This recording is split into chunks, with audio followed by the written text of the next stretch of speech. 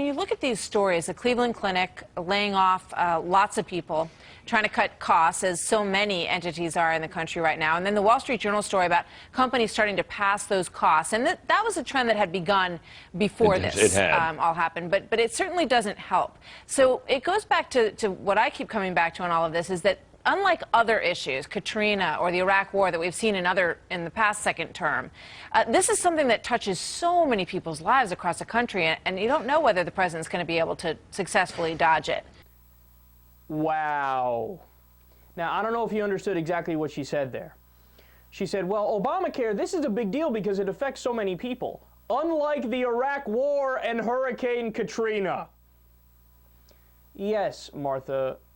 1,833 people being killed in a hurricane, in a storm, and New Orleans, one of the greatest cities in all of America, being wiped off the map, essentially.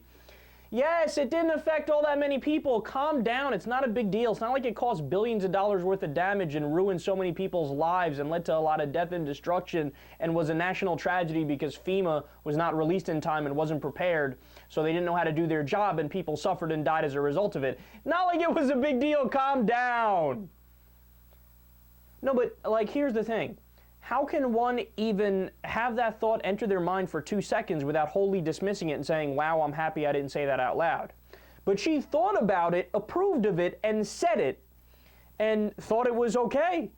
There wasn't even like a hesitation. It was like, yeah, no, here, totally, yeah. Katrina and Iraq War, no big deal. Obamacare affects people. Yeah, you're right, it does affect people. All those people with pre-existing conditions who can now get covered, yeah, it affected them pretty nicely. How about the people who can stay on their parents' health plan until they're 26 years old?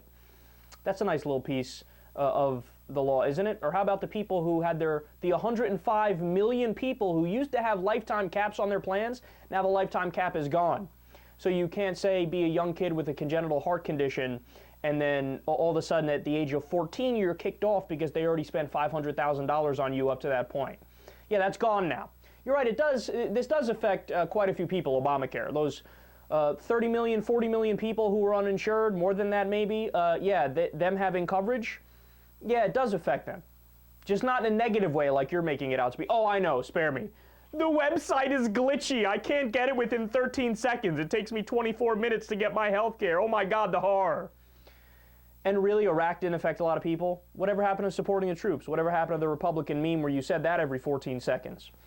Whatever happened to, the $7 trillion that is spent in Iraq by the year 2053 when you add all the interest and all that stuff? $7 trillion. I thought you guys were fiscal conservatives. That's the opposite of being fiscal conservative. That's a big spender. That's as big as it gets. How about the over 4,000 American soldiers that died, the 100,000 plus Iraqi civilians who died, the country that's destroyed, the millions of people who were displaced? That's not a big deal? But see, this shows you. What they are is just partisan ideologues to the max. To the max.